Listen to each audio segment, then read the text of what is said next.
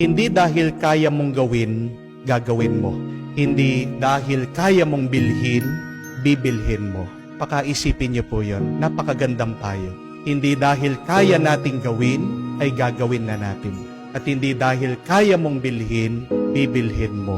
Oo nga po, kung kaya mo namang kumuha ng ibang asawa, liban sa asawa mo, pwede naman. Di po ba? Pero, dahil ba kaya mong gawin, gagawin mo ba? Kaya mong bumili ng magarbong sasakyan kahit wala kang pera.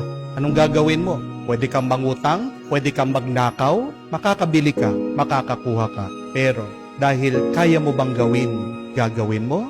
Kapatid, bakit ba natin ginagawa yung mga bagay na ginagawa natin? How will you decide the actions to take in your life?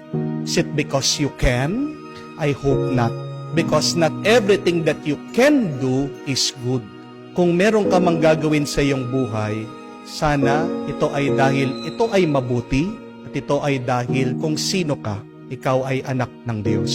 Pinapaliwanag sa atin ng Panginoon na sa puso natin diyan nagmumula ang lahat ng masama. Bakit kaya mong manira, magsinungaling? Ba't kaya mong pumatay? Ba't kaya mong makiapid? Ba't kaya mong manira ng iba? Ba't kaya mong magnakaw? Lahat ng mga masasama, lahat ng pangit, ba't kaya mong mainggit? Ba't kaya mong maging bastos? Ba't kaya mong magtaray? Bakit kaya mong maging masungit? Ito ay dahil nagmumula sa puso ng tao. Pero pinapaalala sa atin ng Diyos, hindi dahil kaya mong gawin, ay gagawin mo na. Di po ba? Being able to do it does not give you the permission to do it. Kung alam natin na ito ay masama, dapat iwasan na natin. Di po ba? Ano po ba ang layunin ng buhay natin? Tandaan niyo po ito. Ito ay para bumalik tayo sa langit sa Diyos. Nung ginawa tayo ng Panginoon, malinis tayo Napasama lang tayo, naging madumi lang tayo. Dahil sa ginawa ng ating mga ninuno, dahil sa pagkadapa ni Adan at ni Eva sa tukso ng masama. Mula tayo sa langit pero pabalik tayo sa langit. At tandaan niyo po ito, hindi tayo makakapasok sa langit, hindi tayo makakabalik doon kung madumi tayo. At anong dumi ng ating buhay? Ang kasalanan. Ang unang-unang titignan ng Diyos sa atin, pagbalik natin sa Kanya, ay ang ating puso. Ang pusong magaan ay ang pusong makakapasok sa Kanyang kaharian. Pero ang pusong mabigat, kaya nga ikaw ay mahuhulog sa langit kamukha ng demonyo. Dahil napakabigat ng iyong puso, ng iyong kalooban.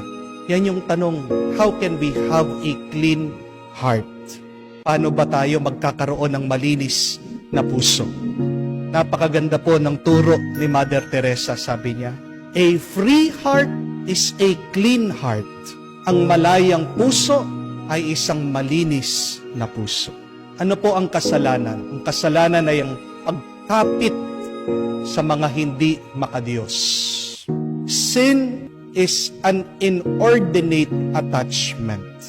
Pero ang kabanalan ay yung ikaw ay nakabitaw at sinusuko mo ang iyong sarili sa Diyos.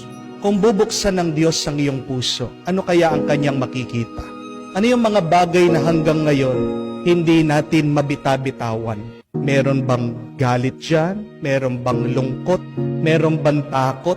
Mga kapatid, hindi natin po kailangan ng mga bagay na yan sa ating pag-uwi at pagbalik sa langit.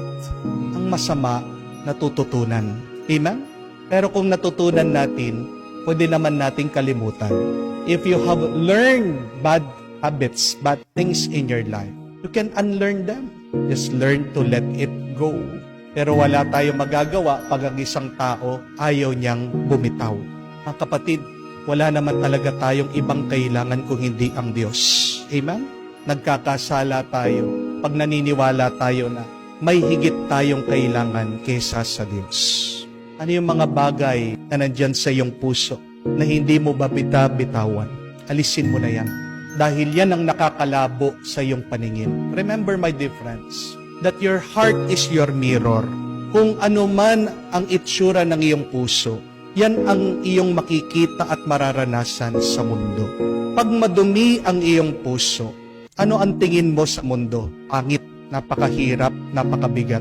Pero bumitaw ka, Alay mo lahat sa Diyos.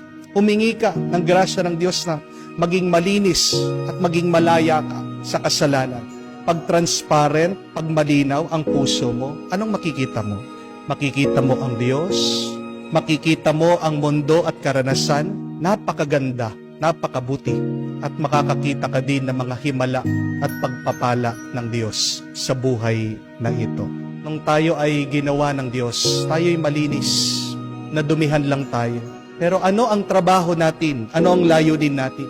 Naway sa ating paglalakbay, malinis tayo makabalik.